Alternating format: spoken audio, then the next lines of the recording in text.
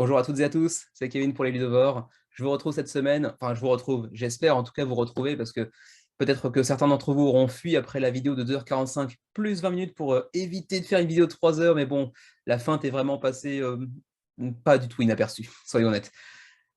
Ceci étant dit, ça me donne l'occasion de vous dire que je vais partir vers un format un petit peu différent. En tout cas, je vais essayer de m'orienter vers un format différent durant 1 ou 2 semaines et voir un petit peu vos réactions. Si ça vous convient, on continuera comme ça. Si ça ne vous convient pas, on reviendra vers le modèle précédent auquel j'ai l'habitude, enfin auquel je suis habitué. Et ça ne me dérange pas outre mesure de continuer ce format-là, mais c'est vrai que idéalement, j'aimerais bien faire des vidéos un peu plus courtes pour le menu crowdfunding pour me permettre d'abord de passer un peu plus de temps peut-être libre ou pour jouer à autre chose, peut-être éventuellement, pour jouer tout court d'ailleurs.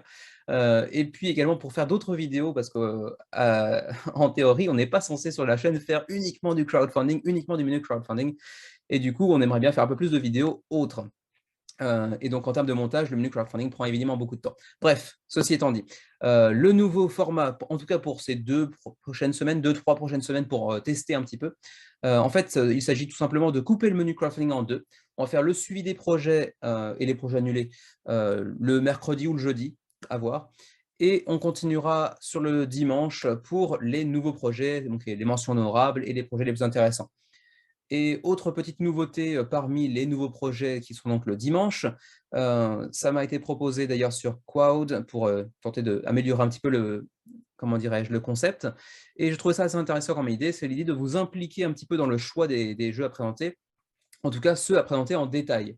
Donc en fait, chaque semaine, vous le trouverez dans la description de cette vidéo, un petit sondage qui vous proposera en fait une petite liste des jeux connus à l'heure actuelle en tout cas, et qui sont supposés être lancés sur Kickstarter, GameFund ou autres sites de financement participatif. Donc les différentes campagnes qui vont être lancées la semaine suivante, et donc vous pourrez déjà trouver un petit peu d'informations sur les jeux en question et me dire lesquels d'entre eux vous intéressent le plus. Et puis les 3-4 premiers, les 3 premiers disons, bon les 3 premiers ça fait un podium, je vous les présenterai en détail, tout en gardant peut-être 1 ou 2 espaces perso hein, pour les jeux qui éventuellement ne finiraient pas dans le podium, mais qui moi me semblent intéressants malgré tout, donc on ira jusqu'à un maximum de 5 projets présentés en longueur, et en gardant donc les mentions honorables comme précédemment, peut-être un format un tout petit peu plus court pour les mentions honorables, parce que j'avais tendance à faire 7-8 minutes pour les mentions honorables, alors que théoriquement j'aimerais bien faire juste 3-4 minutes pour présenter un petit peu les mécaniques, le prix, le matériel, rapidement l'univers, et après on passe quoi.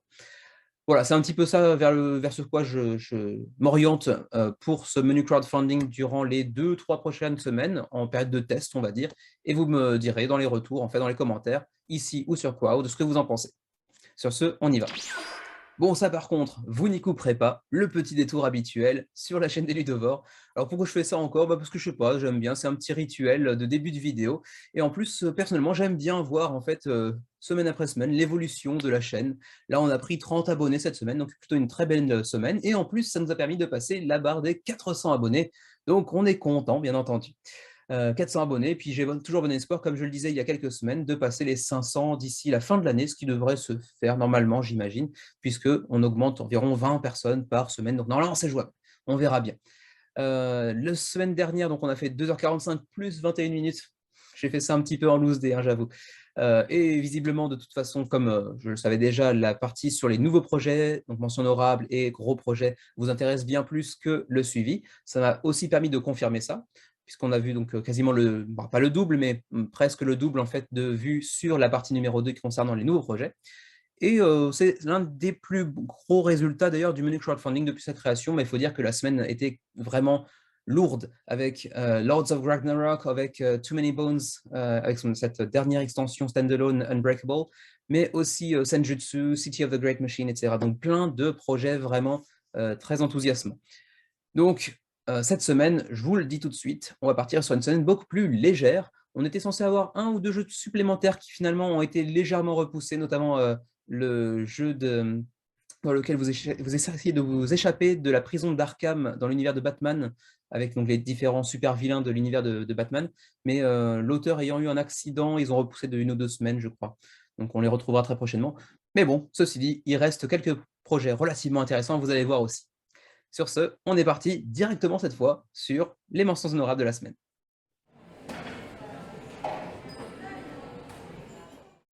Et le premier projet parmi ces mentions honorables de la semaine, sous un nouveau format, il s'agit de Power Plants qui nous vient du Canada et plus précisément de KTBG, que vous connaîtrez peut-être, puisqu'ils nous ont sorti certains projets qui ont fait de très très belles réussites, notamment récemment Creature Comforts et Fossilis, les deux ayant fait des très très jolis scores, on va voir ça un petit peu après. KTBG, ce sont les initiales de Kids Table Board Gaming, qui s'est donné pour spécialité de créer des jeux familiaux, avec, ceci dit, un petit peu de viande, hein, c'est pas des jeux familiaux simplistes, ce sont des jeux en fait familiaux dont vous pouvez retirer une partie des règles, simplifier en fait une partie des règles pour pouvoir les jouer avec des enfants d'à partir de 8 ans environ. Mais ceci dit, apparemment, ça a l'air d'être un jeu qui a un intérêt et un gameplay vraiment plus profond que ce qu'on pourrait penser en se basant simplement sur le nom de l'éditeur. Ce n'est pas un jeu pour enfants, c'est un jeu avec lequel on peut jouer en compagnie d'enfants. C'est pas exactement la même chose. Alors, KTBG, pour ceux qui ne connaîtraient pas, donc, je vous en ai parlé tout à l'heure un petit peu, ils ont pondu récemment 2 très jolis succès, à savoir Fossilis, ici 4600 contributeurs, et surtout Creature Comforts, qui avait fait près de 9000 contributeurs, certainement aussi en partie dû au fait que la direction artistique avait des petites vibes un petit peu de Everdell, hein, ça évoque un petit peu la direction artistique d'Everdell avec ces animaux humanoïdes, ces animaux anthropomorphiques. Mais d'abord, petit tour du côté des petites statistiques habituelles, à savoir que Power Plants c'est un jeu pour 1 à 5 joueurs. Donc vous aurez un petit mode solo, mais vous pourrez jouer jusqu'à 5 joueurs également. C'est un jeu qui peut se jouer à partir de 8 ans, donc en allégeant éventuellement certaines règles, et pour des parties d'environ 30 minutes, donc relativement courtes et ramassées, donc assez facile à sortir. Alors donc, passons au jeu en tant que tel. Eh bien, vous le voyez, donc ici, c'est la version Deluxe, directement. Ce n'est pas écrit, mais c'est la version Deluxe qu'on vous présente d'entrée de jeu, avec les tuiles en bois, relativement épaisses d'ailleurs, hein, c'est assez agréable, et puis également tous ces petits meeples qui représentent en fait différentes fées de 5 couleurs différentes pour les 5 joueurs respectifs, hein, autour de la table, bien entendu, et puis tout un tas de cartes que vous voyez ici, représentant en fait différentes fleurs magiques. Alors pourquoi? Parce qu'en fait, vous allez incarner des sorciers qui partagent en fait le seul jardin possédant un sol suffisamment fertile pour faire, comment dire? Pour cultiver des plantes magiques en fait dans le village, tout simplement. Donc vous devez vous le partager, mais vous êtes quand même en concurrence les uns les autres pour, tout simplement aller chercher le plus de points de victoire à la fin, hein. Ça se limite plus ou moins à ça. Le thème est relativement peu présent. Les plantes, chacune d'entre elles vous propose 2 actions qui, si je me souviens bien, sont Sprout and Growth. Donc, chacune de ces actions vous propose des petites nuances d'une plante à l'autre, hein. Ce n'est pas exactement la même chose, mais ça se ressemble beaucoup. C'est globalement un jeu de pose de tuiles, donc les tuiles étant donc ces plantes que vous voyez ici, mais également de contrôle de territoire, parce que votre jardin va s'élargir au fur et à mesure de la partie, à fur et à mesure des poses des tuiles, en fait, hein. Vous allez poser de plus en plus de plantes au fur et à mesure de la partie. Et puis, vous allez essayer de prendre contrôle de territoire, en fait, ces territoires étant chacune des tuiles des plantes que vous allez poser. Et donc, vos fées, ici, vous allez chercher à les disposer à votre avantage, en fait, pour prendre possession des lieux qui vous intéressent le plus, pour pouvoir accumuler des points, tout simplement.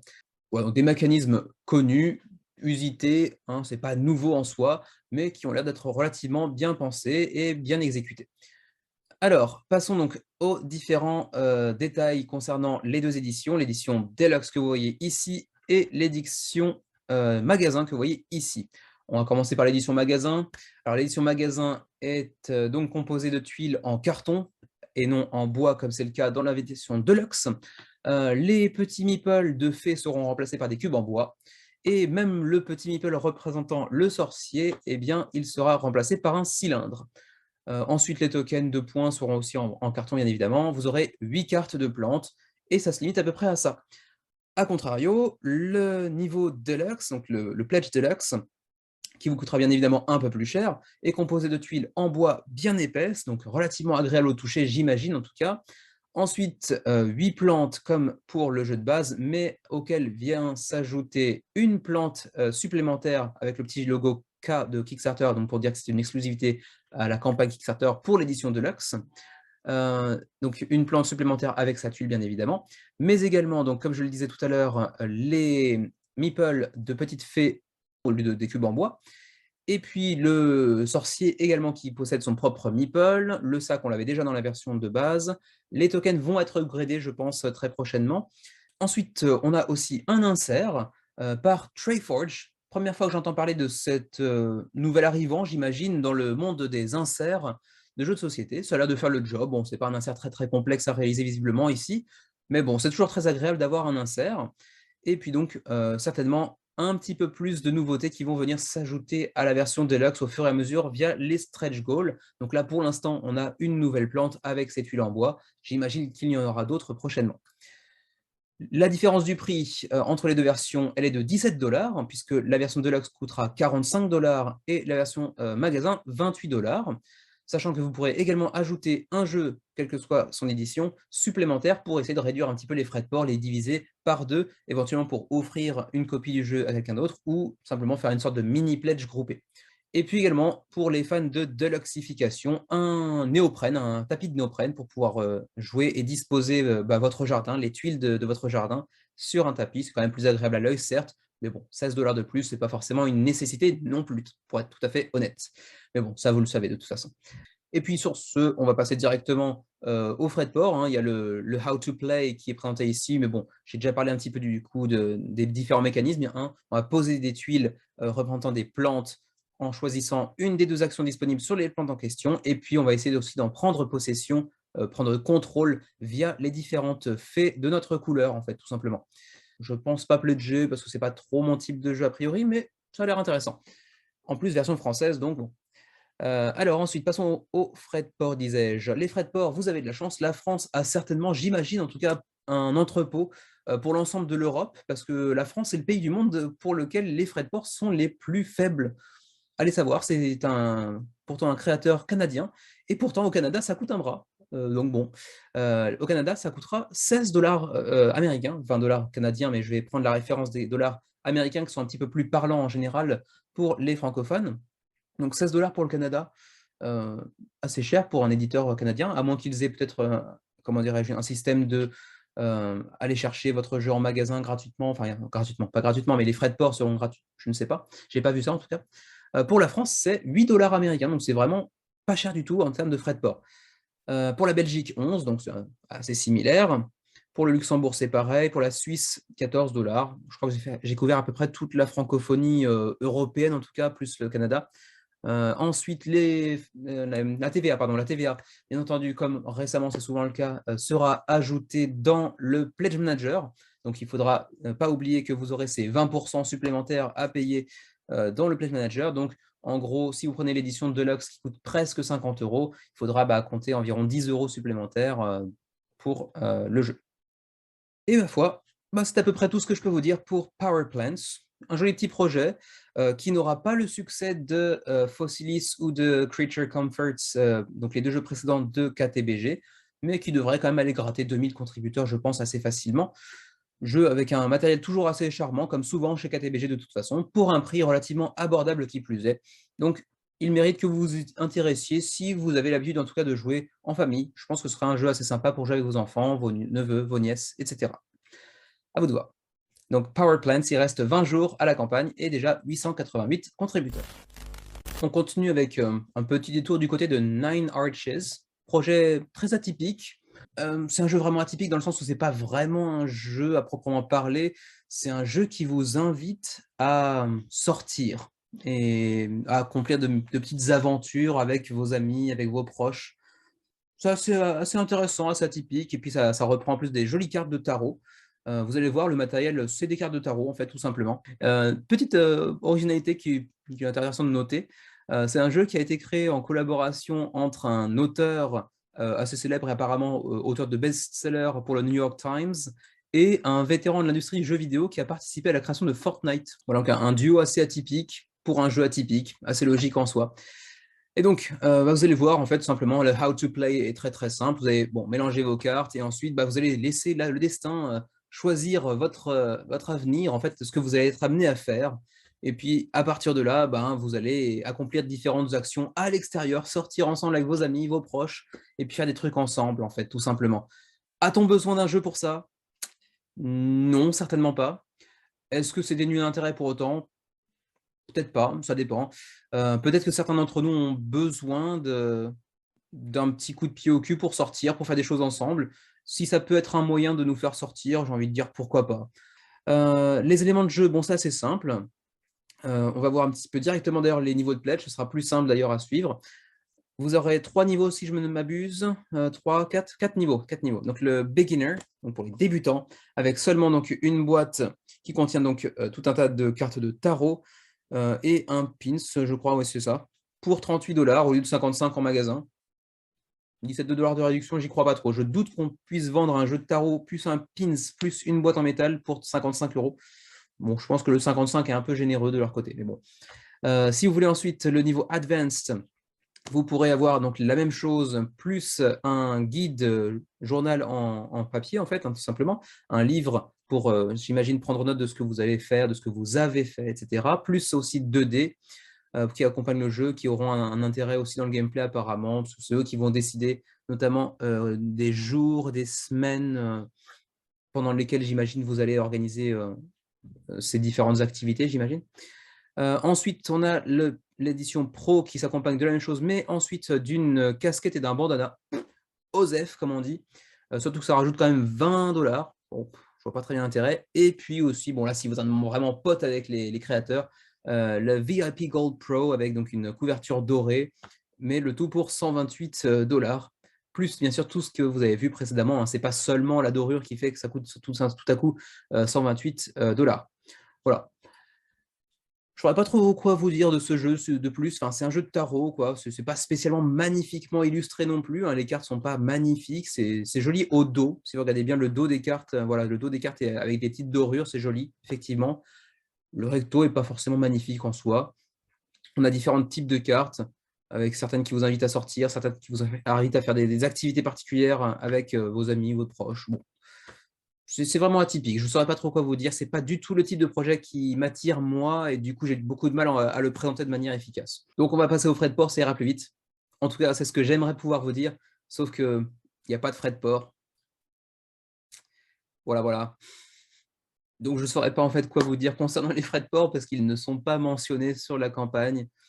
Vous pourrez aller voir sur le côté droit avec les différents niveaux de pledge. J'ai essayé de mettre le Japon, apparemment il y a quand même une grande liste de pays disponibles, à moins que ce soit juste tous les pays du monde par défaut sur Kickstarter et qu'ensuite il y ait un écrémage qui se fasse par l'éditeur lui-même, je ne sais pas. En tout cas, en ajoutant le Japon, je n'ai pas eu d'ajout de frais de port, donc je ne saurais pas trop quoi vous dire. Vous verrez bien, peut-être que c'est précisé dans la FAQ, je n'ai pas été voir. En tout cas, Nine Arches, projet assez atypique. Est-ce que ça vous intéressera? Moi, ce n'est pas le cas, mais bon, pourquoi pas, ça a peut-être le mérite d'exister après tout. En tout cas, à 20 jours de la fin de la campagne, ils ont déjà dépassé les 1000 contributeurs, aussi étonnant que ça puisse paraître. Allez, on poursuit et on s'oriente maintenant dans les méandres du château de Dracula avec Damnation, The Gothic Game, qui revient sur Kickstarter 2 ans après l'annulation de la campagne. Et cette fois, c'est financé.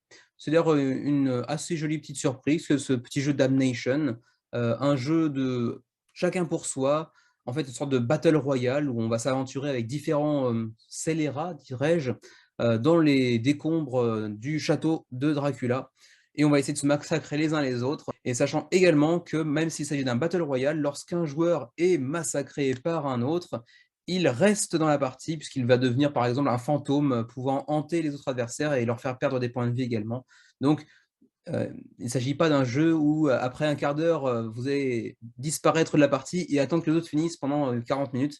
Non, ce n'est pas le cas, vous allez continuer à jouer. Donc c'est plutôt intéressant de ce point de vue-là. 520 contributeurs déjà à 23 jours de la fin de la campagne pour ce jeu donc Damnation The Gothic Game, qui est un jeu de 2 à 6 joueurs, comme je le disais, en Battle Royale, où on est chacun pour sa peau dans le château. Ça se joue essentiellement sur de la gestion de main. Vous allez choisir en tout début de partie votre villain, votre scélérat, votre malfrat préféré, qui a tout un tas de petits pouvoirs légèrement asymétriques, ce qui vient donner un goût un peu particulier à chacun des personnages que vous allez être amené à choisir. Et ensuite, vous partez avec 3 cartes de départ. Et à partir de là, vous allez vous orienter dans le château, rechercher différents items, essayer d'acquérir différentes armes, différentes protections, différents items pour vous protéger ou pour attaquer les autres. Et ensuite, simplement, essayer de survivre le plus longtemps possible, sachant que la meilleure défense est certainement l'attaque dans certaines situations. C'est dans un univers très victorien en termes de direction artistique, devrais-je dire encore une fois. Mais vraiment, pour ceux d'entre vous qui apprécient ce genre de parti pris visuel, je pense que ça va être un jeu assez sympa. Alors ensuite, les prix rapidement, bon, on est sur un jeu de base qui coûtera 55 $ ou 40 livres, pour un jeu qui se compose essentiellement donc d'un plateau central, de standees, le même nombre de standees que de joueurs autour de la table, bien sûr, quelques petits tokens par-ci par-là, mais essentiellement, c'est des cartes. C'est essentiellement de la gestion de cartes, de l'exploration dans le château pour aller trouver de nouvelles cartes à ajouter à votre main. Il y aura 6 personnages dans le jeu de base. Il y aura d'autres personnages si vous prenez l'extension qui vient avec le jeu. Je ne vais pas faire un point sur tous les personnages, bien évidemment, hein. Chacun s'accompagne de son standee avec la face et le dos. Il y aura donc ensuite 38 cartes d'événements. Ensuite, on aura aussi des cartes d'armes et de protection, bien évidemment, pour se défendre et attaquer. Ensuite, des cartes d'action pour vous soigner ou pour laisser des pièges, ce genre de choses-là. Ensuite, vous pourrez donc jouer le Dracula pendant quelques tours, si vous arrivez à le trouver dans son château, pour ensuite infliger énormément de dégâts aux autres joueurs. Mais par contre, vous serez obligé de rentrer dans sa tanière très rapidement, sinon vous en souffrirez les conséquences. Pardon, excusez-moi pour ce joli fourchage de langue. Ensuite, oui, on vous explique que Death is not the end, donc la mort n'est pas la fin de la partie, puisque vous allez continuer à jouer pour continuer en fait à hanter le château et à pourrir vos adversaires, surtout avec cette petite esprit de vengeance éventuellement. Vous pourrez pourchasser celui qui vous a tué pour le mettre fin à ses jours également. Donc ça peut être assez fun également. Il y aura aussi des cartes qui vont se déclencher à chaque fois qu'un personnage mourra pour, comment dirais-je, aller accélérer la fin de la partie, puisque moins vous êtes, plus le château va vous sembler grand et plus il sera difficile d'atteindre les autres joueurs. Donc, c'est là que les cartes Death Knell entrent en jeu, puisque ça vient ajouter une règle supplémentaire. Par exemple, celle-ci, un Carnage, chaque arme infligera maintenant 10 dégâts au lieu de 4, 5, 6 précédemment, par exemple. Il y a d'autres mécanismes comme ça qui vous permettront donc d'améliorer, enfin d'accélérer la fin de la partie et également de conserver une certaine interaction entre les joueurs, y compris ceux déjà morts, via cette option qui est de hanter le château. Le pledge de niveau supplémentaire qui coûtera cette fois-ci 76 $. La petite extension inclut de nouveaux personnages, 6 nouveaux personnages que vous voyez ici, mais également de nouvelles cartes d'événements, d'actions, d'armes, etc. Et puis 5 nouvelles cartes de Death Knell qui sont donc ces cartes qui ajoutent une nouvelle règle à chaque fois que quelqu'un meurt. Éventuellement, si vous prenez cette extension, donc le pledge comprenant le jeu de base et l'extension, ce sera un peu plus cher, mais il y aura aussi un buste en résine de Dracula qui je trouve assez mal réussi, perso. Enfin, détaillé, oui, mais je ne trouve pas très, très joli. Après, c'est peut-être que simplement ce genre d'univers très, très sombre, très, très glauque ne m'attire pas spécialement particulièrement. C'est peut-être ça aussi, hein, simplement. Mais j'ai l'impression qu'il n'est pas spécialement très, très, très bien réalisé non plus. Voilà, c'est à peu près tout ce que je peux vous dire. Rapidement, pour les frais de port pour l'Union européenne, ils sont à 11 $. Pour la Suisse, c'est 14. Pour le Canada, c'est 18. Voilà, je crois que j'ai fait à peu près le tour pour tout ce qui est francophonie. Et la TVA, bien sûr, sera ajoutée dans le Pledge Manager. Voilà, c'est à peu près tout pour Damnation, The Gothic Game, et éventuellement son extension aussi. Ça va être un jeu assez sympa, un Battle Royale dans lequel on peut continuer à jouer après sa mort. C'est pas spécialement révolutionnaire, on en a déjà vu, mais c'est toujours agréable de savoir qu'on peut continuer à être dans la partie même si on est déjà mort. Et puis bon, ça reste un jeu assez fun à mon avis, hein, se pourrir les uns les autres, y compris quand on est mort pour aller se venger de celui qui nous a tués. Ça a l'air quand même assez sympa. En tout cas, ça a déjà séduit 521 contributeurs à 23 jours de la fin de la campagne. On continue avec Hanami Koji, qui n'est certainement pas une nouveauté pour la plupart d'entre vous. Éventuellement, si vous suivez un petit peu le monde du jeu de société depuis suffisamment de temps, Hanami Koji, ça fait partie des gros succès du jeu japonais. Ça nous revient cette fois-ci avec un jeu qui n'est pas vraiment une extension, qui est un jeu à proprement parler, qui est donc Hanami Koji Geisha's Road. Alors, ce n'est pas le même auteur, attention, c'est le même univers, mais ce n'est pas le même auteur. Et en fait, c'est Hanami Koji, mais un peu plus gamer, disons. Pour l'instant, ils ont déjà attiré 840 contributeurs, ce qui est un très joli succès pour ce type de jeu, puisque de toute façon, il sera disponible en magasin quoi qu'il arrive, à 32 jours de la fin de la campagne, et ça nous vient de TBD Games, donc c'est le premier projet sur Kickstarter. Alors bon, vous connaissez déjà un petit peu, j'imagine, Hanami Koji. Si ce n'est pas le cas, je vous laisse aller chercher. Il y a des tas de vidéos sur Hanami Koji. C'est un jeu vraiment qui se base uniquement sur des petits choix vraiment difficiles à faire. Le seul problème, c'est que, enfin, pour nous en tout cas, hein, de notre point de vue, on l'avait, hein, moi je l'avais, je l'ai revendu très récemment. C'est que Xavier et moi, en fait, après une dizaine, une quinzaine de parties, bah, on se retrouvait un petit peu dans la situation du, comment ça s'appelle déjà, le tic-tac-toe, celui où vous faites des séries de trois croix ou trois cercles pour l'emporter dans une diagonale ou une verticale, une horizontale. À savoir qu'en fait, bon, on terminait tout le temps plus ou moins sur des ex-aequo parce que, je sais pas, on n'avait pas tellement pensé le jeu, mais on avait l'impression d'avoir fait le tour et on faisait toujours ex-aequo plus ou moins. Là, ça a été un petit peu revu. Il y a quelques nouveaux mécanismes qui sont venus s'intégrer aussi au jeu, qui ajoutent un petit peu plus de viande en fait au jeu, un petit peu plus d'intérêt stratégique. Et puis c'est également visuellement plus attrayant, je trouve, avec un petit standees pour chacune des geishas, un petit plateau représentant, enfin une petite carte représentant le salon de thé dans lequel elles travaillent, puisque oui, les geishas n'étaient pas spécialement des prostituées, et tout un tas de petits tokens également qui seront en fait des clients des différents salons de thé. Voilà. Pour les actions, vous verrez que c'est à peu près la même chose, hein. Geisha's Road donc vous coûtera 22 $ au lieu de 25 une fois qu'il arrivera dans le commerce. Il viendra donc avec 5 petites cartes de salon de thé, 5 comment dirais-je, items de couleurs pour en fait simplement marquer les catégories de cartes que vous allez recevoir et collecter. Ensuite, des petits marqueurs de score, des standees, tout un tas de cartes d'items, un petit peu comme dans le jeu de base d'ailleurs, et puis les 4 jetons d'action auxquels vous êtes habitué si vous avez déjà le jeu d'origine, à savoir le fait de garder une carte pour soi, le fait d'en proposer 2, l'adversaire en prend une, vous en gardez une, d'en proposer 3, il en prend une, vous en gardez 2, et 4, bah, vous en proposez 2 groupes de 2 cartes, il prend le groupe de 2 qu'il souhaite et vous gardez l'autre, en gros. Donc c'est vraiment les mêmes stratégies, les mêmes mécaniques que dans Hanami Koji de base, mais avec quelques petites actions supplémentaires. Comme vous pouvez le voir, on va pouvoir se déplacer autour de la table dans les différents salons de thé en fonction de la valeur de carte qu'on va poser, mais également on pourra aussi aller accueillir des clients dans son salon de thé, comme vous allez voir ici, voilà, sur ce GIF.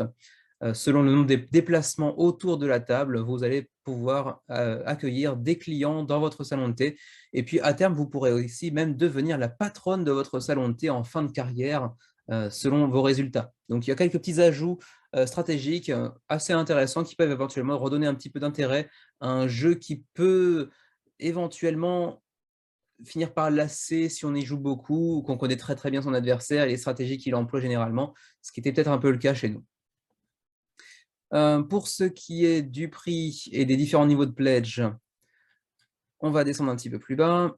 Sachez que vous pouvez également jouer sur Tabletopia et d'autant plus que la campagne est disponible en français. Sur Tabletopia, peut-être pas, je pense que seulement de l'anglais, mais le jeu en tout cas, lui, sera disponible en français. Donc si vous n'êtes pas trop allergique à l'anglais, vous pouvez le tester pour ensuite décider si vous pledgez pour la version française ou non. Les niveaux de pledge, je disais donc 22 $ pour le jeu de base, donc Geisha's Road.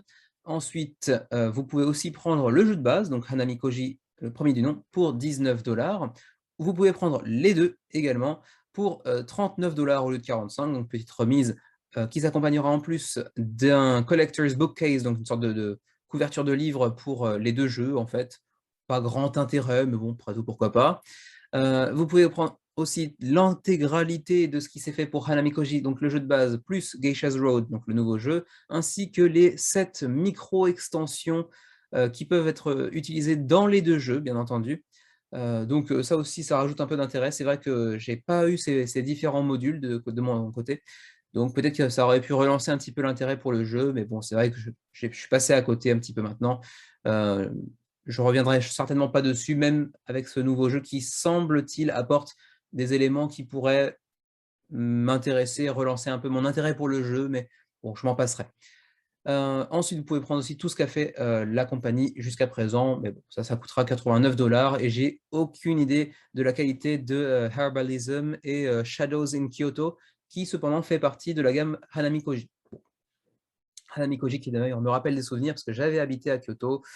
J'ai habité à Kyoto d'ailleurs, pour être plus que parfait, pendant 2 ans, entre 2013 et 2015, et j'habitais pas très, très loin de Hanamikoji, donc cette fameuse, rue, des geishas, même si on n'en voit pas tous les jours non plus et que maintenant c'est tout à fait autre chose quand même, en termes de c'est un petit peu anachronique. Elles existent encore, mais c'est devenu une attraction touristique plus qu'autre chose. Alors ensuite, passons directement aux frais de port. Ce sera rapide. Pour la France et pour l'entièreté de l'Europe, je crois, c'est ah non, c'est pas toute l'Europe, mais bref, en France en tout cas, c'est 11 quoi? 11 dollars, j'imagine? Oui, c'est ça, USD, donc c'est des dollars.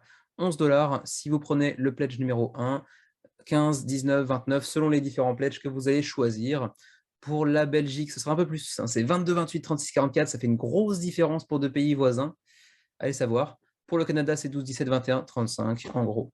Pour le Japon, juste par curiosité, 7, 10, 12, 22, ouais, donc c'est quand même un peu moins cher, d'autant que ça vient de Taïwan, c'est quand même assez logique. Voilà, donc je ne vous parle pas en détail des différents ajouts tactiques en termes de stratégie, etc. de Geishas Road, mais bon, en gros, j'ai fait le tour. 840 contributeurs, en tout cas, sont déjà suffisamment intéressés pour backer le projet. En serez-vous? Vous m'en direz plus. Et dites-moi également si je suis passé à côté du premier jeu Hanami Koji, parce que nous, après 10-15 parties, on faisait que des matchs ex aequo, donc j'avais perdu un peu d'intérêt pour le jeu. En tout cas, il reste plus d'un mois pour prendre une décision. À vous de voir. Dernier projet parmi les mentions honorables de la semaine, il s'agit de Crossroads Inn, The Board Game, version jeu de plateau d'un jeu vidéo précédemment sorti sur PC, avec une campagne sur GameFound. On en a de plus en plus chaque semaine des campagnes sur GameFound. On en voit même fleurir qui s'annulent en fait avant la fin de la campagne. Très récemment encore avec Taverns and Dragons, qui a annulé aussi, même si pour l'instant sur GameFound c'est assez peu clair lorsqu'un projet annule. Il n'y a pas de mention claire, explicite, mentionnant la fin de la campagne, l'annulation de la campagne. Si je parle de ça, c'est en partie parce que Crossroads Inn pourrait potentiellement suivre le même chemin, puisque à la fin de la première semaine de la campagne, le jeu est actuellement à 8 000 € de contribution, avec seulement 96 backers. Ça risque d'être un peu compliqué. C'est pas impossible d'aller financer, on est à 39% désormais, donc c'est quand même encore jouable, mais c'est pas un gros succès, hein. Ceci dit, il reste 31 jours pour éventuellement aller chercher le seuil de financement. Alors, pour ceux qui ne connaîtraient pas le jeu vidéo, ce qui est mon cas, je ne connaissais pas du tout le jeu vidéo, Crossroads Inn est un jeu dans lequel en fait, vous allez devenir simplement un gérant de taverne, donc un tavernier du coup, pour essayer en fait, d'attirer un maximum de clients et prendre ainsi le pouvoir sur les autres taverniers du coin, puisqu'en fait, vous habitez dans un royaume où le roi meurt toujours accidentellement et la succession est faite par ces bâtards, hein, ces fils illégitimes. Et en fait, ils se sont lancés une sorte de pari assez étrange pour décider du prochain à prendre le pouvoir, c'est-à-dire celui qui ouvrira en fait la taverne la mieux gérée, attirant le plus de monde, attirant le plus de prestige à elle-même. Eh bien, le patron deviendra roi en fait de la vallée. Donc, un système d'élection de roi assez particulier, hein, vous l'avouerez. Donc c'est un jeu de 2 à 4 joueurs, d'environ 120 minutes la partie, donc relativement long malgré tout, pour 12 ans et plus. Et comme vous pouvez le voir ici, c'est un jeu qui se base sur un univers de fantasy, mais qui est avant tout un jeu de stratégie, de pose de tuiles, avec un petit peu d'humour apparemment. J'en ai pas décelé dans la campagne, mais apparemment il y en a. Allez voir. Vous allez voir aussi que visuellement, bon, la couverture, ça passe à peu près, hein, c'est pas ça le problème, mais le plateau, les éléments de jeu, bon, c'est pas fou, quoi, hein. C'est pas visuellement le jeu le plus attrayant de l'année, loin de là. C'est pas ultra vilain non plus, mais c'est loin d'être très joli. Vous allez voir, hein, c'est assez classique. Et en fait, surtout, c'est voilà, les petites tuiles que vous voyez ici qui vont venir s'ajouter au plateau que je trouve assez mal foutu. Vous en conviendrez quand même, c'est pas très très joli. C'est pas hideux, mais c'est pas très joli. Même les personnages, je trouve que il y a quelque chose qui va pas. J'imagine que ça vient du jeu vidéo. Ils ont essayé de retranscrire ça, j'imagine, en tuiles en fait pour le jeu de plateau, sauf que ça rend assez mal, ça fait très jeu vidéo pour un jeu de plateau en fait. Bref, peu importe. Comme je vous le disais tout à l'heure, en fait, il s'agit d'un jeu de gestion, de stratégie pour développer votre taverne du mieux que vous le pourrez, en essayant d'attirer 5 types d'individus, puisqu'en fait, vous les voyez dire sur le côté gauche ici, hein, il y aura donc les distressed, qui sont donc comment dirais-je, les pauvres en fait, simplement, hein, les pécores, en fait, hein, si on peut dire. Ensuite, les outlaws, qui sont donc les hors-la-loi. Ensuite, les travelers, qui doivent être donc les voyageurs. Celui-ci, je n'arrive pas à le lire, donc bref, on passe. et les nobles, qui sont donc les nobles. Donc en fait, selon l'agencement de votre établissement, ce que vous y proposez en termes de chambre à coucher, de recettes disponibles pour les clients, bah, vous réussirez à attirer tel ou tel type de clients. Et donc, en fonction des clients qui viendront visiter votre établissement, vous pourrez gagner plus ou moins de points de victoire. En gros, c'est à peu près comme ça que ça se joue. Évidemment, ce n'est pas aussi simpliste, mais vous pouvez à peu près imaginer. Hein, sur les grilles de votre établissement, vous allez apposer différentes tuiles représentant donc des meubles, des recettes, etc. Des activités parfois également. En termes de matériel, vous le voyez, c'est pas fantasmagorique, hein. Bon, les recettes, c'est vraiment pas très, très joli, hein. Les ingrédients, ça ressemble plus ou moins à du PNG trouvé sur internet, gratuitement. C'est pas très, très joli. Passons. Il y aura quand même, pour chaque, taverne disponible, un animal qui le représente et que vous pourrez donc utiliser comme pion. Mais là, même les miniatures, très honnêtement, sont pas très jolies, quoi, hein. C'est vraiment pas du tout détaillé, c'est assez vilain. Bref. Un dé, quelques cubes par-ci par-là, mais en gros, c'est beaucoup de cartes, des cubes, des petites tuiles à poser. C'est à peu près tout. Alors pour le niveau de pledge, on entame directement avec un niveau de pledge, assez conséquent puisqu'en fait, c'est le Innkeeper's Edition, donc l'édition deluxe en fait, pour 120 €. Ça coûte très, très cher, mais en fait, ça s'accompagne de beaucoup de matériel qui n'a aucun rapport avec le jeu en fait, hein. Si vous voulez un peu deluxifier votre expérience, vous aurez par exemple ici, une shop de bière, pourquoi pas? Bon, c'est pas une grande nécessité, mais bon, à l'effigie bien entendu du jeu. Vous aurez aussi un livre de recettes dans l'univers de Crossroads Inn, le jeu vidéo en tout cas, j'imagine. Donc vous pourrez tester un peu si vous êtes féru de recettes, de cuisine. Vous pourrez montrer un petit peu vos talents culinaires. Bref, vous pourrez aussi avoir une clé pour le jeu vidéo sur PC. Également un petit tablier pour la cuisine, mais bon, c'est vraiment, faut être fun, hein. C'est le pledge, je suis fan du jeu. Je pense pas que ce soit vraiment quelque chose d'essentiel. Voilà, des décapsuleur également. Bon, bref, vous voyez que c'est quand même un pledge bourré de choses vraiment pas très nécessaires. Si vous voulez plutôt vous orienter vers un jeu de base, ce sera évidemment beaucoup moins cher. Ce sera 50 € pour avoir le jeu de base, avec tous les stretch goals bien entendu. Et attention, la TVA n'est pas incluse, elle sera ajoutée dans le Pledge Manager comme souvent.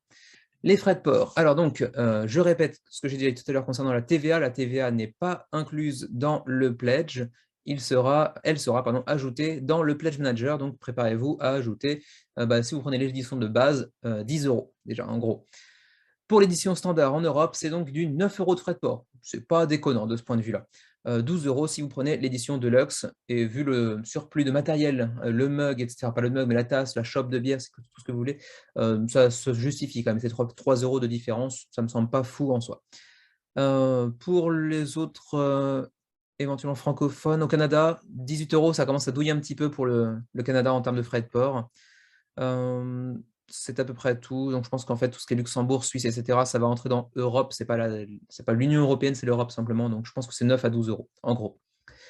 Voilà, ma foi, c'est à peu près tout ce que je peux vous dire sans rentrer dans les détails, les spécificités du gameplay. Pour Crossroads Inn, ça vend pas du rêve, mais bon, la thématique peut en faire délirer quelques-uns. Et puis au final, c'est quand même un jeu de 2 heures, enfin 1 heure et demie, 2 heures. Donc j'imagine qu'il y a quand même suffisamment de matière pour rendre le jeu intéressant. Mais bon, il n'y a pas de garantie là-dessus, hein. On verra bien ce que ça donne. Pour l'instant, en tout cas, c'est loin d'être financé. À 31 jours de la fin de la campagne, 96 backers uniquement. Et sur ce, eh bien, on va pouvoir passer aux projets les plus intéressants de la semaine. Comme je vous l'ai dit, c'est une semaine relativement légère. Donc, on a 4 jeux. Ça devrait aller relativement vite. En tout cas, je croise les doigts pour. Premier jeu présenté en détail cette semaine, il s'agit de Skulls of Sedlec avec de nouvelles extensions pour ce jeu vraiment charmant en provenance de Bottom Shy Games. Alors ici, vous voyez Jason Tagmeyer, c'est le représentant principal de Bottom Shy Games, et vous voyez ici le nom de l'éditeur. Alors si vous ne connaissez pas encore Bottom Shy Games, c'est un tout petit éditeur qui s'est donné comme spécialité de produire des jeux extrêmement compacts, puisqu'en fait il s'agit de petits portefeuilles en vinyle dans lesquels sont contenues 18 cartes en général, plus de mini-extensions qui viennent ajouter quelques cartes supplémentaires, mais en général c'est 18 cartes pour un jeu. Donc c'est vraiment minimaliste en termes de matériel, mais souvent ils nous sortent des petites pépites. qui, malgré un matériel vraiment restreint, hein, 18 cartes, c'est vraiment très peu, réussissent parfois à nous produire des jeux vraiment, vraiment très sympas. Scrolls of Sedlec en est un parfait exemple. Ça fait partie des 2 jeux que j'ai pour l'instant de chez Barton Shy Games avec Sprawlopolis. J'ai backé aussi Unsurmountable récemment et revoici donc Scrolls of Sedlec qui nous revient avec de nouvelles extensions et bien sûr, je vais en être parce que j'adore Scrolls of Sedlec, un petit jeu qui se joue en 10 minutes, un quart d'heure, 20 minutes si on n'a pas encore l'habitude du jeu. Très simple à prendre en main, avec une vraie profondeur de jeu, surtout si on ajoute des petites extensions par-dessus. Un solo vraiment sympa, même si le solo, c'est simplement le but est d'atteindre un objectif de points fixé au préalable. Vous avez certes un sentiment d'échec ou de réussite selon le nombre de points que vous pourrez avoir, parce que vous avez différents échelons de réussite, mais c'est pas le type de solo que je préfère en général. J'aime bien réussir à accomplir une mission avec un vrai échec ou une vraie réussite. Là, c'est vraiment juste un score qu'on vous donne en fin de partie. Est-ce qu'il est bon? Est-ce qu'il est mauvais? Est-ce que vous avez réussi à battre votre score précédent? C'est à peu près à ça que ça se limite. Mais ça reste agréable à jouer, surtout qu'encore une fois, le solo se fait quand on a l'habitude, 7-8 minutes maximum. En quoi ça consiste, me direz-vous? Parce que peut-être que vous ne connaissez pas encore Scrolls of Sedlec, auquel cas je vous conseille d'aller regarder notre vidéo qui remonte déjà à quelques mois maintenant. C'est une de nos premières vidéos avec Xavier sur la chaîne. C'est pas forcément de la meilleure qualité non plus, mais bon, ça vous donnera un aperçu du jeu. C'est un jeu dans lequel en fait il y a plusieurs types de squelettes, hein, puisque Scrolls of Sedlec, ça nous vient de réplique tchèque, hein, c'est l'ossuaire de Sedlec. Allez checker sur Google, c'est assez intéressant, très historiquement intéressant. Dans ce jeu, vous allez tout simplement construire un ossuaire, et pour ce faire, vous allez construire une pyramide. En solo, il y aura différentes figures imposées, mais pas en solo, justement, en duo ou en trio, etc., vous pourrez tout simplement faire des pyramides, en général de 4, 3, 2 si vous jouez à 2, ou de ici 3, 2, 1 si vous jouez à 3, 4 personnes. Et en fait, l'objectif est simple, chacun des ossements à disposition, il y en a 5 types dans le jeu de base, propose une méthode de scoring différente. Par exemple, ici, les paysans scorent de base 1 point, quoi qu'il arrive. Les prêtres ou les prélats vont scorer 2 points pour chaque étage de la pyramide. Donc là, par exemple, vous en avez 3, ça fera 6 points. Les romantiques, ici, ne marqueront aucun point parce que pour que les romantiques scorent, il faut qu'ils soient adjacents l'un à l'autre. D'ailleurs, je me suis trompé, il n'y aura pas 0 points, mais 6 points, car ces deux-là sont adjacents, par exemple. En revanche, si celui-ci avait été ici, il n'y aurait pas 3 points supplémentaires, puisqu'en fait, il faut que ce soit un couple et pas un trio. Ça ne marche pas, il n'y a pas de triolisme chez les squelettes. Bref, donc ici, ce serait 6 points. Les criminels, ici, par contre, marquent 2 points s'ils sont adjacents à un prêtre, ce qui est le cas ici, donc il y en aurait 2, donc ça ferait 4 points. Et on a aussi les royaux, qui ne sont pas représentés ici dans la pyramide, mais qui feraient 1 point pour chaque paysan qui se trouve en dessous du royal en question. Et 1 point aussi pour chaque royal, d'ailleurs, en dessous. Bref, vous l'aurez compris, différentes manières de scorer selon l'agencement des cartes, selon la position des cartes par rapport à une autre, en fait, tout simplement, les unes par rapport aux autres. C'est un tout petit jeu vraiment rapide, avec une forte rejouabilité, avec quand même un surplus de stratégie dès lors qu'on inclut les cartes d'extension, puisqu'en fait, si vous ajoutez les extensions, ça ne change pas la taille de votre pyramide. Donc en fait, certaines cartes ne sortiront pas de la partie, et donc les calculs sont un peu moins difficiles à faire, hein. Quand vous jouez à 2 avec le jeu de base, vous aurez toutes les cartes qui vont sortir, donc vous pourrez à peu près imaginer quelles seront les prochaines cartes à sortir, ou simplement la stratégie que vous pourrez tenter d'adopter en fonction de ce que vous avez déjà, ce que l'adversaire a déjà sorti également. Si vous ajoutez des extensions, ce ne sera pas le cas, vous ne pourrez pas tout prévoir. Alors, qu'est-ce qu'il y a de nouveau justement dans cette nouvelle campagne? Eh bien, 3 extensions. La première étant celle des champions. Les champions sont assez intéressants d'ailleurs, c'est la première fois qu'on a un scoring de ce type, puisque les champions vont apporter 1 point par, comment dirais-je, par ossement d'un certain type adjacent à eux. Donc là, par exemple, quand il a le bandeau violet, ce sera 1 point pour chaque royal qui sera adjacent, qui lui sera adjacent. En bleu, en gris, en rouge, en jaune, ce sera la couleur qui s'y réfère. Donc par exemple, en bleu, ce sera à côté des prêtres, en rouge, ce sera à côté des romantiques, etc. Donc en gros, une catégorie de cartes qui scorera différemment pour chacun de ses représentants, en fait. Donc ça, c'est assez intéressant. Ensuite, on aura les zealots qui viennent apporter 1 point par prêtre au-dessus ou en dessous du zealot. Donc, scoring assez intéressant, ça marche en paire avec les prêtres. Ensuite, vous aurez les marchands qui, eux, vont venir vous ajouter 2 points s'ils sont adjacents à un paysan, comme c'est le cas sur cette carte-là, par exemple, mais ils vous retireront 2 points s'ils sont adjacents à un criminel, parce que les criminels volent les marchands, c'est bien connu. Je crois qu'il y a la dernière carte de cette petite extension qui est un petit peu différente, ça retirera des points ou ça en ajoutera si vous êtes à côté d'un prêtre apparemment, mais on ne peut pas bien voir la carte. C'est aussi l'occasion de profiter d'une nouvelle extension solo. Il y avait déjà un solo dans le jeu précédemment, si vous l'aviez ajouté à votre pledge à l'époque ou si vous l'aviez acheté par la suite. Cette nouvelle extension Crown of Bones vient ajouter 6 nouvelles cartes au solo. 6 nouvelles cartes double face, hein, comme pour l'extension solo de base qu'on avait déjà pu voir jusqu'à maintenant. Chaque carte en fait a double face. Par exemple, ici, vous aurez Sconce, et de l'autre côté, vous aurez Forbidden Affairs. Et en début de partie en solo, vous allez tirer 2 cartes, une recto, une verso. La recto vous donnera une figure imposée, donc vous devrez faire votre pyramide habituelle, et à côté, vous devrez faire une figure imposée, qui est, en fait, qui sont ces 3 figures que vous voyez ici, mais il y en aura d'autres, bien entendu. Et de l'autre côté, vous aurez toujours une règle qui viendra un peu changer la façon de scorer, par exemple, d'une partie à l'autre, par exemple. Si vous avez des royaux à côté de 2 criminels, eh bien, ils ne seront pas comptés du tout, par exemple. Voilà. Donc, un solo qui se renouvelle d'une partie à l'autre, même si, comme j'ai dit tout à l'heure, c'est essentiellement essayer de dépasser un certain score pour pouvoir battre son score précédent, en gros. Il y a une échelle de réussite, mais ça n'a pas un grand intérêt en soi. Mais ça reste un très très bon solo. J'ai dû faire je sais pas, une trentaine ou une quarantaine de petites parties solo, parce que ça prend 5 minutes sur un coin de table, ça se fait vraiment tout seul. Voilà ce que je peux vous dire pour Scores of Sedlec. Alors, les niveaux de pledge, vous pourrez, pour 3 $ choper tout ce qu'il y a de nouveau en PNP, donc en print and play. Donc, ce ne sera pas une réception physique, ce sera à imprimer et à découper.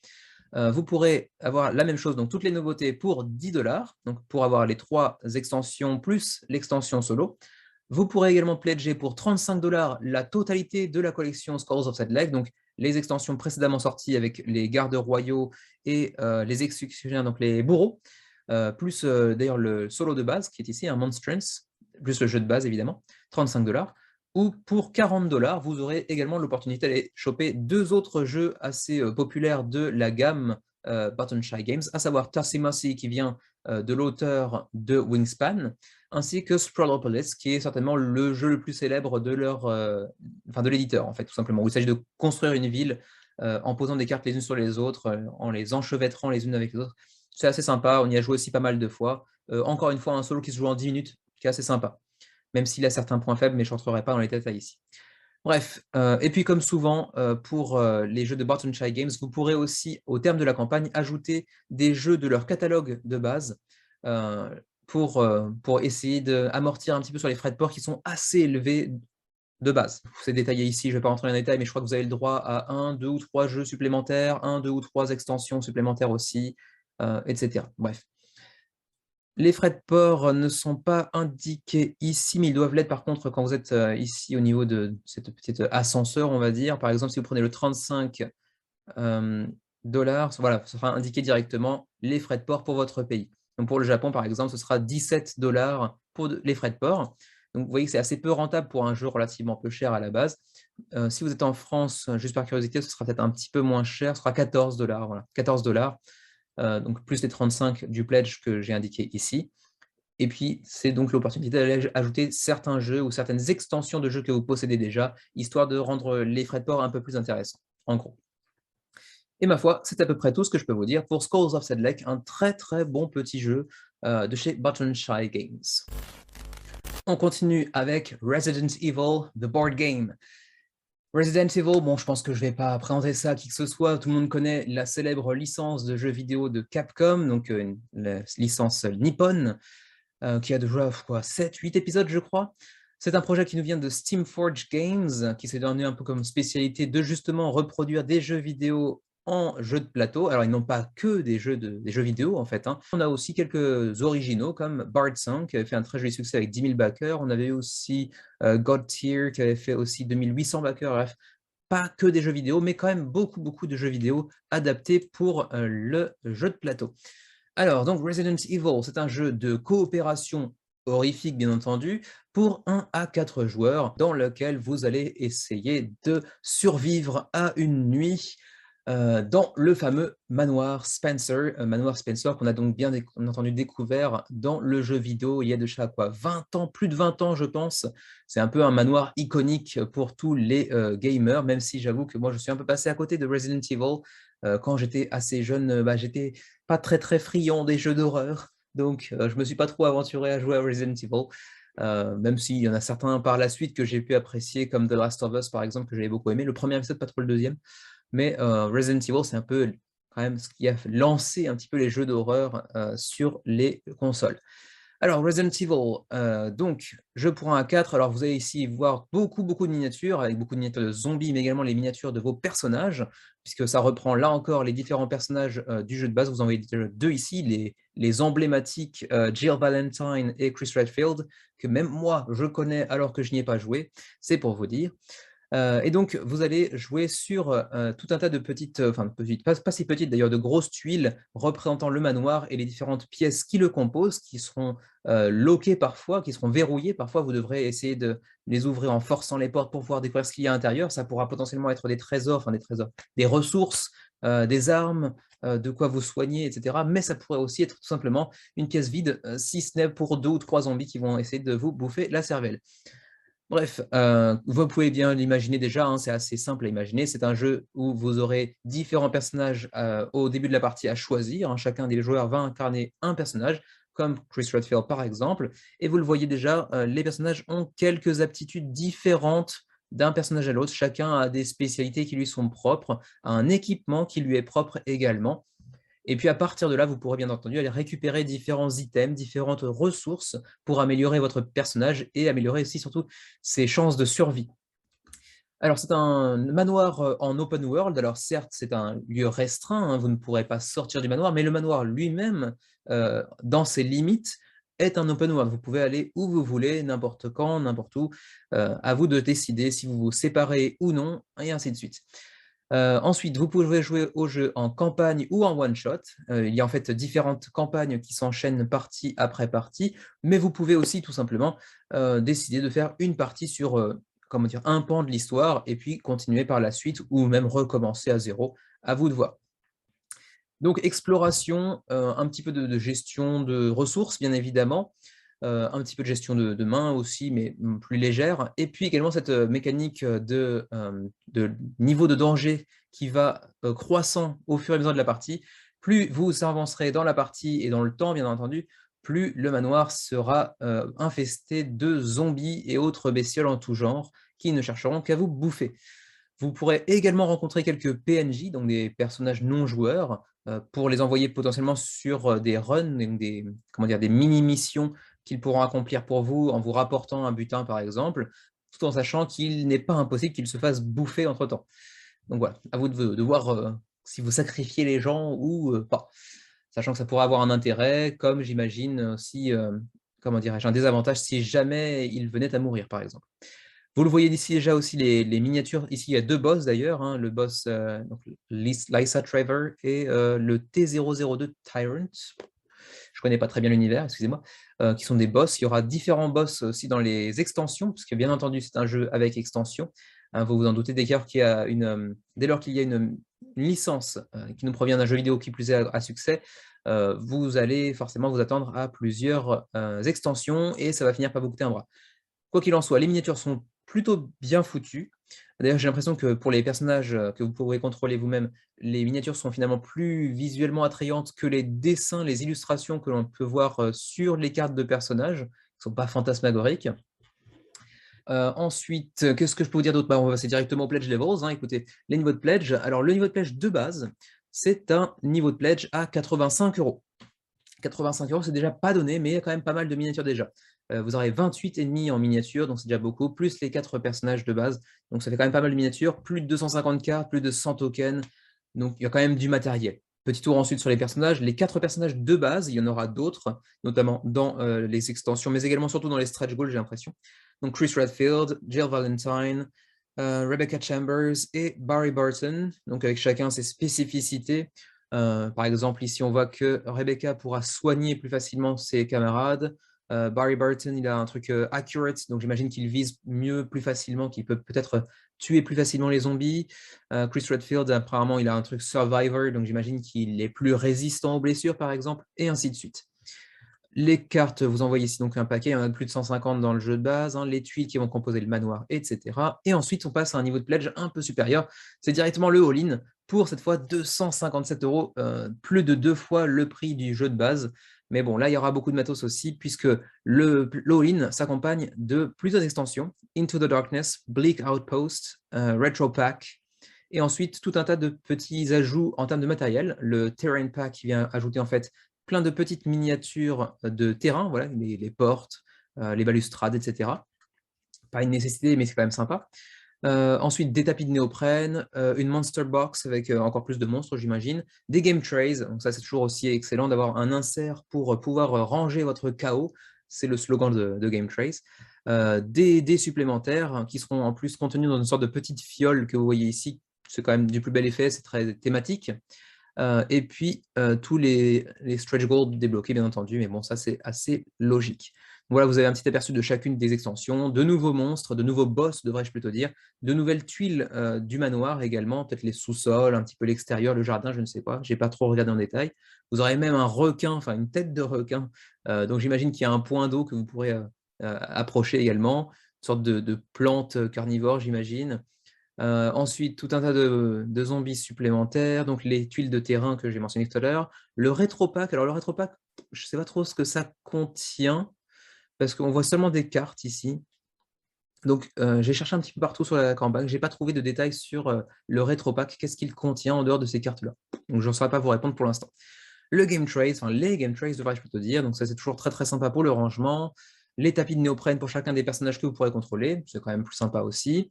Ensuite, on aura donc les différents stretch goals, mais bon, ça, on va passer rapidement. On va passer aussi à la possibilité d'ajouter des add-ons. Si vous ne voulez pas le all-in, vous pourrez prendre certaines extensions, par exemple, dans le add-on marketplace. Mais au final, si vous les voulez toutes, autant prendre le all-in, ça vous coûtera un petit peu moins cher quand même. Alors, ensuite, je pense qu'il ne nous reste plus qu'à aller voir les frais de port. Les voici. Alors, les frais de port pour l'Europe, pour votre pledge, le Bravo Pledge, c'est le premier, non? Oui, c'est le premier. Le second, pour le Alpha Pledge, pour l'instant, il n'y a pas encore de prix pour les frais de port, donc à voir. Pour l'instant, c'est seulement le pledge de base. Donc pour l'Europe, l'Union européenne en tout cas, ce sera entre 18 et 26 livres, donc quand même une assez grosse fourchette de prix pour les frais de port. Donc bon, on verra bien ce que ce sera au final, mais j'imagine qu'ils mettent ça sur le dos de la situation du fret assez instable en ce moment. Bref. Par contre, attention, je crois que la TVA, ouais, c'est ça, la TVA ne sera pas ajoutée dans le Pledge Manager, il n'y aura pas de TVA à payer en plus apparemment. Apparemment, je pense que c'est ça, hein. J'ai vu une autre mention de la TVA ici concernant les régions n'ayant pas le friendly shipping, mais l'Europe fait partie, voilà ici, du friendly shipping. Donc normalement, vous n'aurez pas de TVA en plus. Mais en même temps, vu le prix du jeu de base, heureusement. Voilà pour Resident Evil, The Board Game, petit jeu coopératif horrifique dans l'univers de Resident Evil. Ça devrait en attirer plus d'un. D'ailleurs, ça a déjà attiré 5310 contributeurs à 12 jours de la fin de cette courte campagne. On enchaîne avec Marvel Dice Throne. Et en fait, moi, dès qu'il y a marqué Dice Throne, Xavier et moi, vous le savez peut-être déjà, ça fait partie de nos 2-3 jeux préférés. On a tous les deux plus de 200 parties en 2 ans et demi environ. C'est un jeu qu'on adore. Donc, typiquement, moi, quand je vois Dice Throne, automatiquement, c'est coup de cœur de la semaine. Mais peut-être pas cette semaine, en fait. Parce que Marvel, ça m'en touche une sans faire bouger l'autre, comme on dit. Donc, d'un côté, je suis très très intéressé par le fait de voir des nouveaux personnages et donc de nouvelles mécaniques. Mais Marvel, encore Marvel. Alors, je peux comprendre qu'on aime leur Marvel, hein, les super-héros, je comprends tout à fait qu'on s'y attache, qu'on aime ça, etc. C'est pas un problème. Moi, ça m'intéresse pas. En plus, bon, c'est vrai qu'on a quand même beaucoup de jeux qui font leur version Marvel depuis 1 an, 2 ans. Et du coup, il y en a vraiment partout. Et bon, j'attendais surtout une saison 3 pour Dice Throne, en fait, tout simplement. Donc j'étais forcément déçu de voir Marvel Dice Throne qui arrivait sur Kickstarter, même si c'est très positif pour la licence, parce que ça va attirer un paquet de nouveaux joueurs. Peut-être que ça va attirer ces joueurs ensuite vers les premières saisons du jeu. On verra. J'ai déjà aperçu un petit peu les différentes aptitudes des nouveaux personnages. C'est très sympa. Ça renouvelle un petit peu le gameplay dans certains aspects. Donc, de ce point de vue-là, c'est vraiment super intéressant, évidemment. Mais j'ai ce blocage, moi. J'ai pas envie de jouer avec, par exemple, Spider-Man contre la pirate maudite du jeu de base, par exemple. Je vois pas, ça colle pas, en fait. Ça matche pas pour moi. Comment c'était déjà ce concept cinématographique de suspension consentie de l'incrédulité, si je ne m'abuse. Pour moi, ça marche pas en fait. Je peux pas rentrer dans la partie si je me dis, tiens, j'ai mon elfe lunaire qui va affronter Black Widow. Ça marche pas en fait. Pour moi, j'arrive pas à rentrer dedans. Après, je pourrais essayer de m'en détacher, mais bon, pour l'instant, moi, j'arrive pas personnellement. Et peut-être que d'un côté, ça me fait des économies, donc après tout, pourquoi pas. Bref, passons ce petit soliloque. Je sors des jolis mots, ouais, oui, tout à fait. Alors, vous aurez donc 8 personnages disponibles. Alors, comme souvent avec Dice Throne, vous pourrez les obtenir par pack de 2 si vous n'avez pas envie de dépenser toute la somme d'un seul coup, ou si vous estimez qu'il y a certains personnages qui ne vous intéressent pas parce que vous accrochez pas au personnage, par exemple. Mais vous aurez aussi la Battle Chest, donc le gros coffret qui vous contient donc les 8 personnages avec leur insert spécifique. Alors, on a donc Spider-Man avec sa version Miles Morales. Je connais assez peu Marvel. Apparemment, c'est un truc de multivers, hein, comme souvent avec Marvel. Thor, Loki, je crois que si j'ai bien compris, c'est ni vraiment un méchant, ni vraiment un gentil, si j'ai bien compris. Elle, j'oublie toujours comment elle s'appelle, c'est pas Captain America, mais je sais pas comment elle s'appelle, bref. Le gros minou qui est ici, j'ai perdu le nom, c'est un personnage, un super-héros africain. Doctor Strange, Black Widow, si je ne m'abuse, et puis il me semble que c'est Scarlet Witch ou quelque chose comme ça. De toute façon, on verra les noms par la suite, hein, de toute façon. Alors, Dice Throne, parce que c'est vrai qu'après tout, je n'ai pas présenté le jeu à proprement parler, pour ceux qui ne connaîtraient pas, même si la saison 1 va faire l'objet de sa version française, la campagne est déjà terminée, donc les backers recevront la saison 1 en français dans les mois à venir. C'est un jeu pour 2 à 6 personnes, mais principalement, soyons honnêtes, pour 2 personnes. En 1 contre 1, c'est de loin ce qui se fait de mieux. En 2 contre 2, ça peut se faire. En 1 contre 1 contre 1, en King of the Hill, ça peut se faire, c'est pas si mal. Mais c'est pas extraordinaire. Vraiment, c'est en 1 contre 1 que le jeu brille par son gameplay, son efficacité, sa rapidité. C'est un jeu qui se joue en 30 minutes, 45 minutes. Moi, je dirais plutôt 40 minutes. S'il y a un tout petit peu d'analysis par endroit, quelle combinaison je vais chercher à avoir, pour quel token, qu'est-ce que je vais chercher à avoir comme statut positif ou négatif contre l'adversaire, etc. Donc, ça peut potentiellement tirer vers les 40 minutes. Pour 8 ans et plus, moi, j'ai peut-être un peu plus, hein, peut-être 10 ans, mais bon, c'est vrai que c'est abordable. Si on ne cherche pas la stratégie, effectivement, un enfant de 8 ans peut jouer, mais il a peut-être assez peu de chances de l'emporter. Ouais, ça dépend des jets de dés. C'est quand même un jeu qui se base essentiellement sur des dés, même s'il y a aussi de la gestion de main et de la gestion de ressources un tout petit peu via les tokens de statut positif et négatif. Mais globalement, c'est un jeu avec des dés qui reprend en gros la mécanique de base du Yahtzee, à savoir que vous avez 5 dés et vous allez lancer jusqu'à 3 fois pour avoir des combinaisons. Vous voyez ici, chaque personnage a 8 combinaisons, dont une, voire parfois 2 défenses. Donc 6 à 7 combinaisons offensives, plus un ultimate qui fait très très très mal. Et en fait, selon les jets de dés que vous aurez, vous pourrez enclencher plus ou moins de dégâts à votre adversaire, mais également récolter plus ou moins de tokens qui vous seront bénéfiques ou qui seront néfastes à votre adversaire. Et puis évidemment, tout un paquet de cartes, environ je sais pas, une quarantaine de cartes par personnage, pour aller modifier des jets de dés ou pouvoir gagner certains tokens avant ou pendant le tour, ajouter des dégâts à la fin du tour, etc. Un jeu vraiment, vraiment excellent, de confrontation 1 contre 1 majoritairement, même si on peut jouer à plus que ça.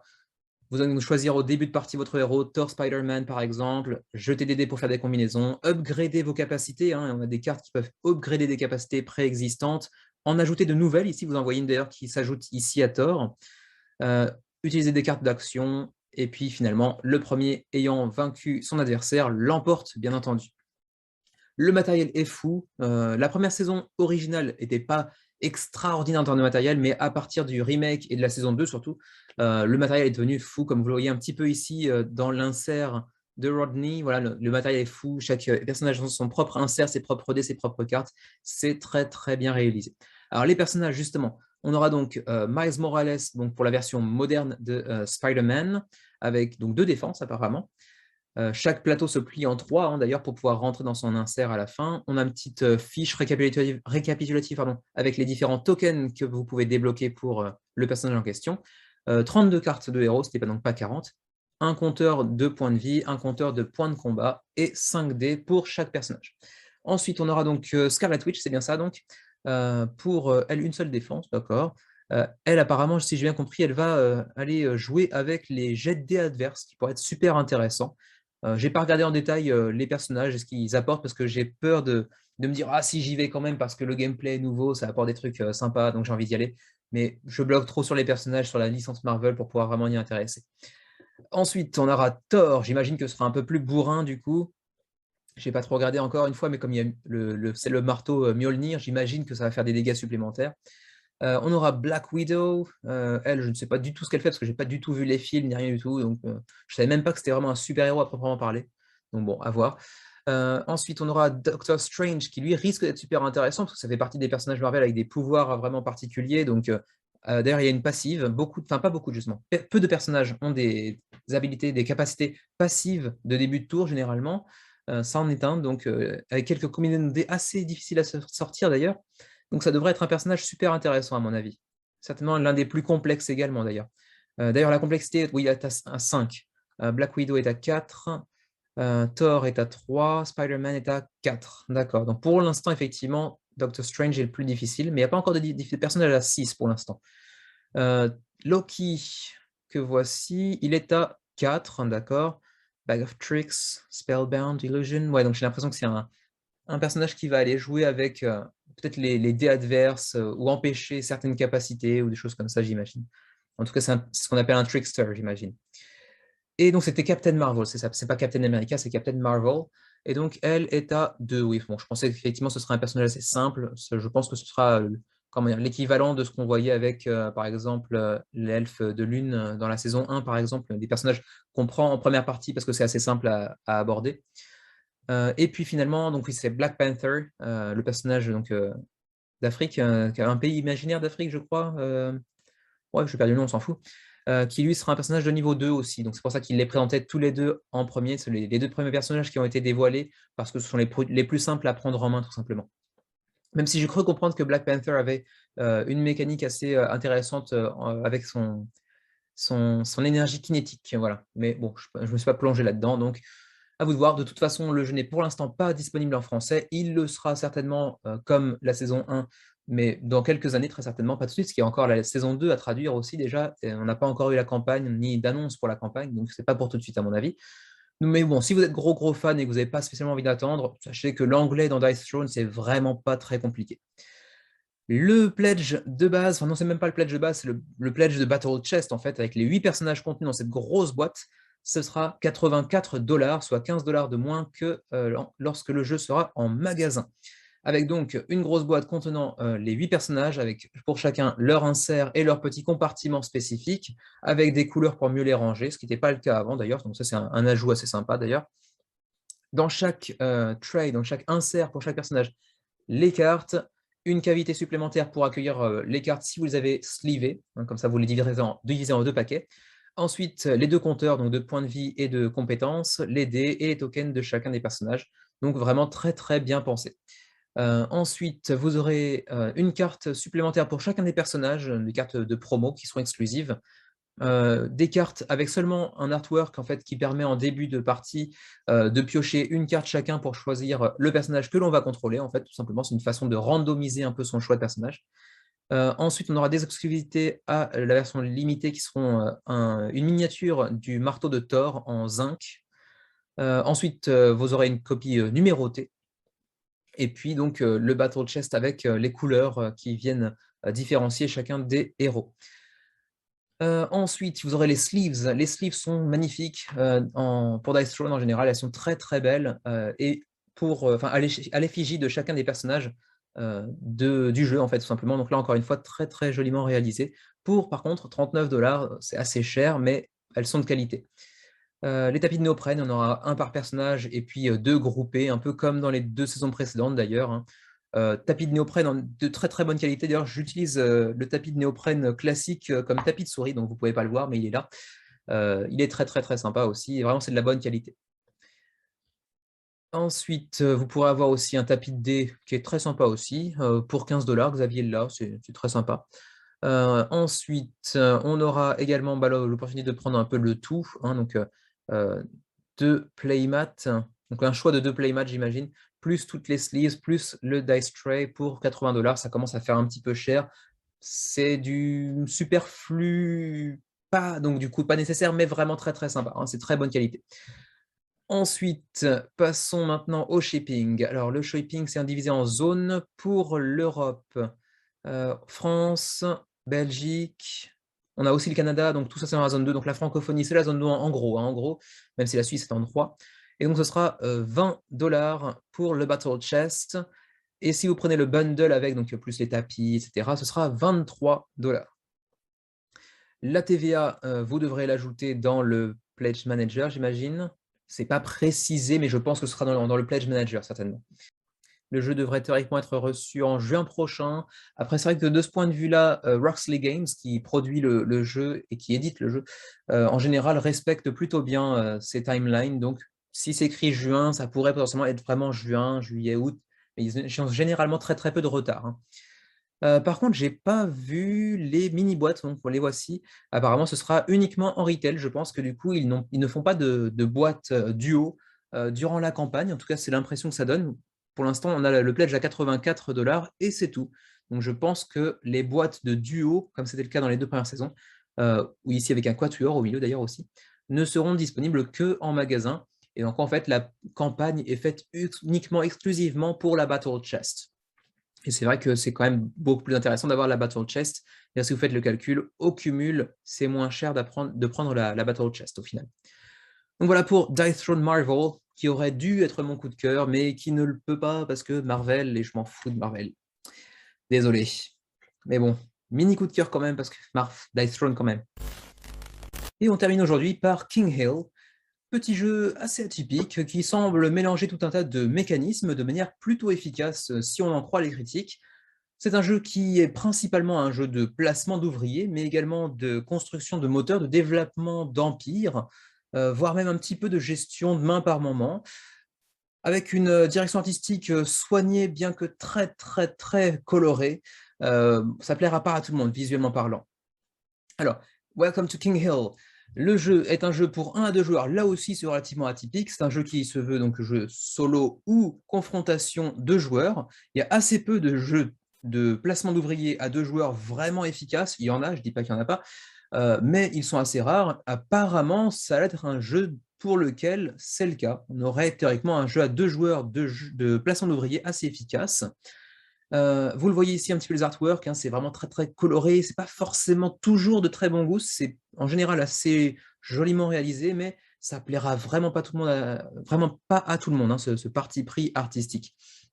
Alors, ça c'est les stretch goals, on passe directement un peu plus bas. Voilà, donc jeu pour 1 à 2 joueurs exclusivement. Attention, hein, c'est vraiment très limité en termes de nombre de joueurs. Pour des parties de 45 à 80 minutes, donc fourchette assez large là encore, j'imagine que ça dépend du solo ou du jeu à 2 joueurs. Pour joueurs de 14 ans et plus, et on vous a même mis une croix sur le meeple un peu plus petit, donc j'imagine que là, c'est vraiment pas pour les enfants, quoi, des enfants dégagés.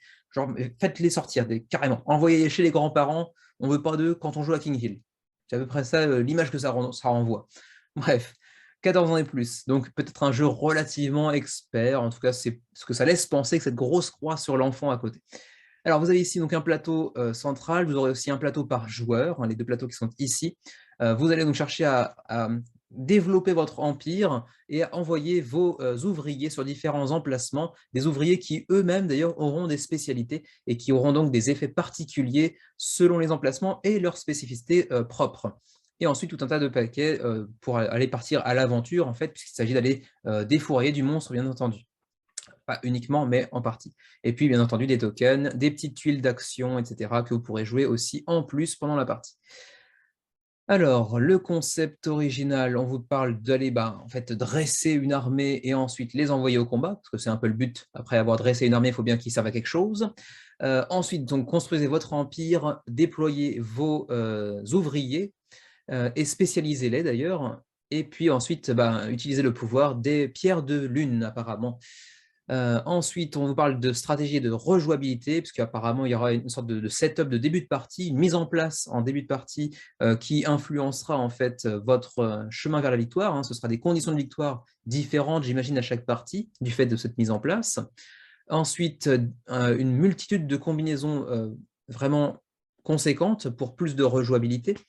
Ensuite, What's in the box? Alors justement, la boîte de base, c'est le seul pledge, pour l'instant en tout cas. On verra s'il y a un pledge supplémentaire qui vient s'ajouter par la suite, mais en tout cas, pour l'instant, le seul pledge de base est à 49 $. Donc, c'est pas si cher que ça. J'ai envie de dire, ça fait plaisir de temps en temps d'avoir des projets sur Kickstarter avec un prix, un niveau de pledge uniquement. C'est le cas en tout cas pour King Hill pour l'instant. On verra bien ce qu'il en est dans une semaine, dans 2 semaines. Donc, un plateau de base, comme je l'ai montré tout à l'heure, un plateau individuel pour les 2 joueurs, 140 cartes, un peu plus d'ailleurs, au total, avec donc 50 cartes d'unité, 50 cartes de outskirts, donc qui sont des bâtiments, et puis des différents niveaux aussi de bâtiments, des niveaux 1, des niveaux 2, pour plus ou moins de récompenses, des cartes de héros, des cartes de force avec donc en fait cet emblème de pierre de lune, qui auront vraiment des pouvoirs particuliers et vraiment dévastateurs, des cartes d'invocation, enfin de sorts, devrais-je plutôt dire, des cartes d'action, enfin des tuiles d'action, pardon, que vous pourrez aller jouer, j'imagine, de manière immédiate pour aller bénéficier des avantages qui sont écrits sur les cartes, en fait, tout simplement.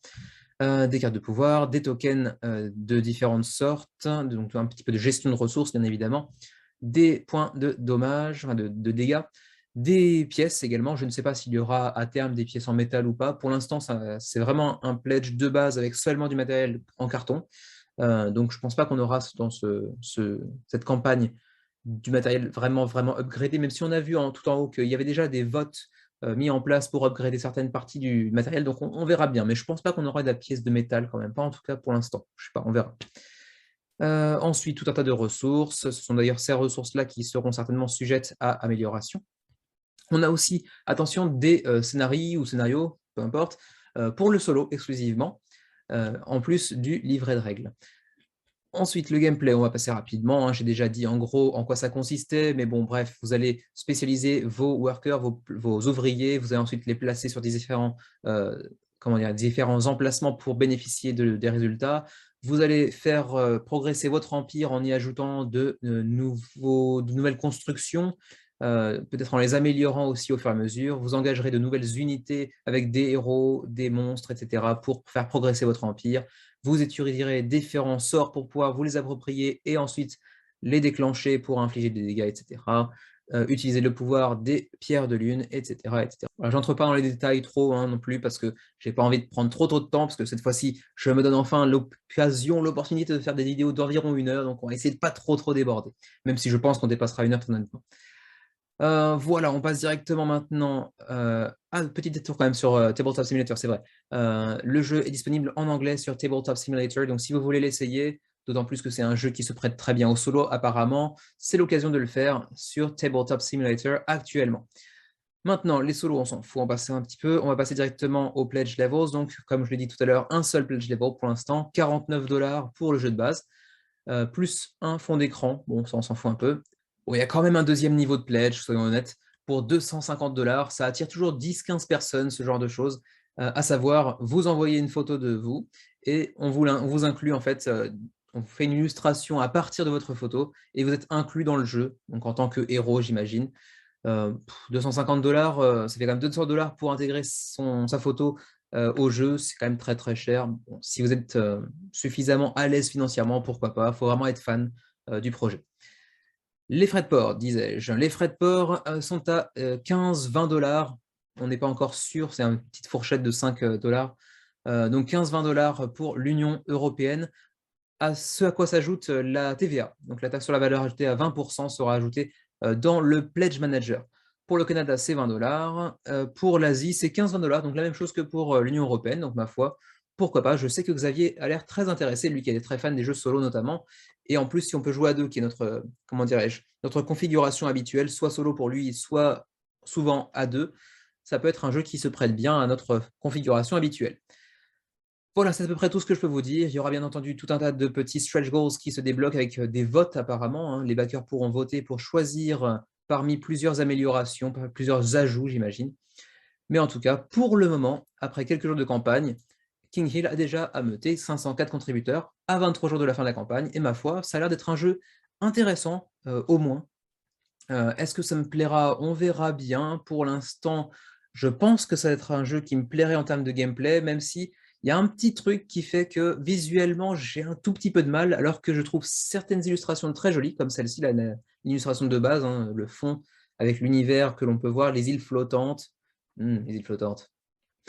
Bref, le château, l'univers très fantasy, les dragons, etc., ça me parle pas mal, mais les illustrations individuelles, dirais-je, sont pas toutes aussi convaincantes. Il y en a de très jolies, il y en a de très moyennes, il y en a qui flirtent avec le mauvais goût, je trouve. Donc bon, on verra. Peut-être que c'est aussi encore du work in progress, comme on dit. Ce sera peut-être sujet à modification. On verra bien. En tout cas, voilà pour King Hill, et déjà 500 contributeurs. Et sur ce, ma foi, c'est fini pour aujourd'hui. Avec une émission bien plus courte qu'à l'accoutumée, je l'espère en tout cas, on va tourner autour de 1h, 1h20, 1h30, peut-être grand maximum. Je pense qu'on avait une semaine relativement légère.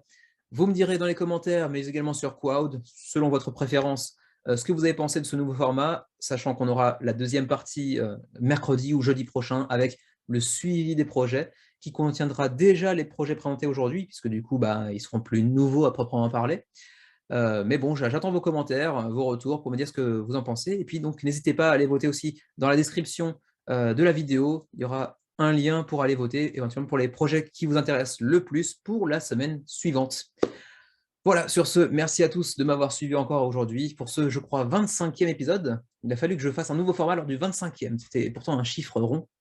Dommage. Bref, peu importe. Et sur ce, on se retrouve très prochainement, certainement 2, peut-être 3 vidéos la semaine prochaine si on est efficace. On verra bien. D'ici là, portez-vous bien et à la prochaine.